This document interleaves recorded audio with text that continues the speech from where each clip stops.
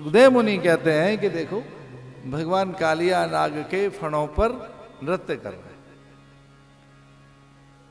और यमुना के जल को शुद्ध कर उसे कहा दूर चला जा।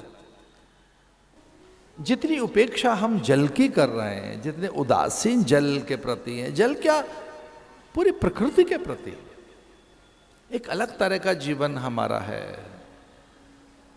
उसी से विकृति है, रोग हैं, व्याधियां हैं, नाना प्रकार की विपत्तियां हैं, उसी के कारण अतिवृष्टि, अनावृष्टि, भूकंप और नाना प्रकार के महामारियां। मैं नहीं जानता कि इसके मूल में क्या है। तो जो इतनी विपत्तियां हैं नाना प्रकार की, उसके मूल में है क्या? प्रकृति की उपेक्षा। धरा में कितनी उर्वरा डालकर धरा में इतने उर्वरक डालकर, उत्प्रेरक डालकर कितना फर्टिलाइजर डाला जा रहा है और उसकी फर्टिलिटी को एग्रीवेट करने के लिए और उसे आक्रामक बनाने के लिए धरती में एक उत्तेजना पैदा हो, उसके गर्भ में विष डाल रहा है। धरती में बीज के साथ साथ विष डाल रहा है, धरती के गर्भ में एक उत्तेजना पैदा हो, उत्पादन की भूख इतनी है। अब सुधाई है कि वो तो उत्पादन नहीं है, विष पैदा हो रहा है।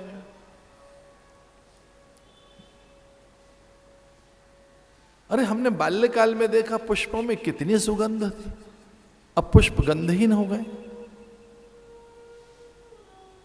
अब उस तरह से भ्रमर नहीं दिखते, तितलियां नहीं दिखती, झींगुर नहीं दिखते।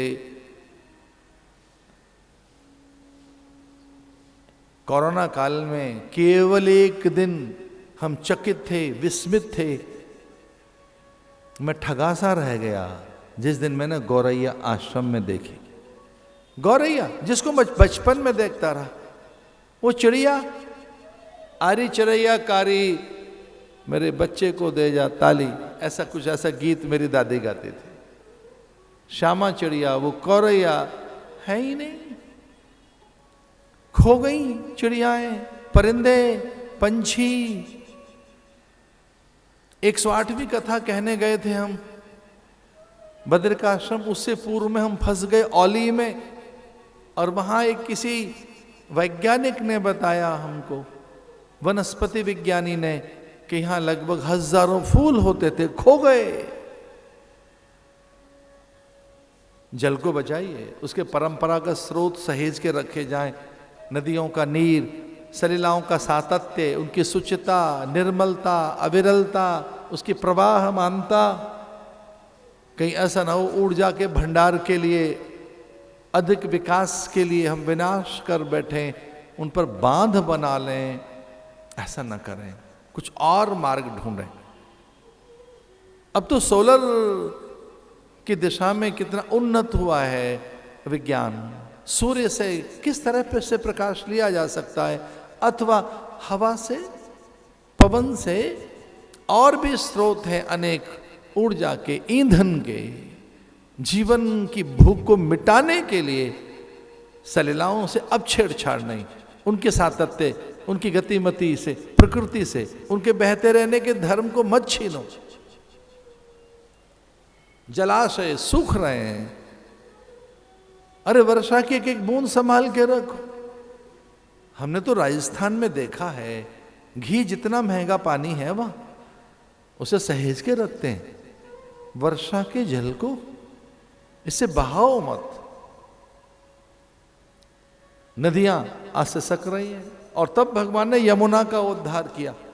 आज यमुना दिल्ली से निकलने के बाद छूने योग्य नहीं, स्पर्श योग्य नहीं। आचमन की तो बात दूर है, स्पर्श नहीं कर सकते, वो इतनी प्रदूषित है, इतनी संक्रमित है, बेचारी इतनी विवश है।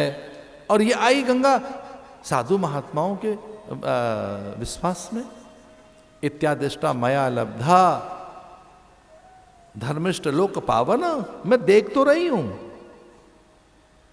भगीरथ में देख रही हूं, मुझे विश्वास हो गया। ये जो नीचे महापुरुष बैठे हैं, जो जप तप कर रहे हैं, इनमें ऐसी सामर्थ्य है सत्पुरुषों में कि मुझे कुछ हुआ तो ये संभाल लेंगे। ये कुछ योगी, तपस्वी, विचारवान, प्रज्ञावान, प्रकृति प्रेमी, मैं इस विश्वास के साथ चलती हूं।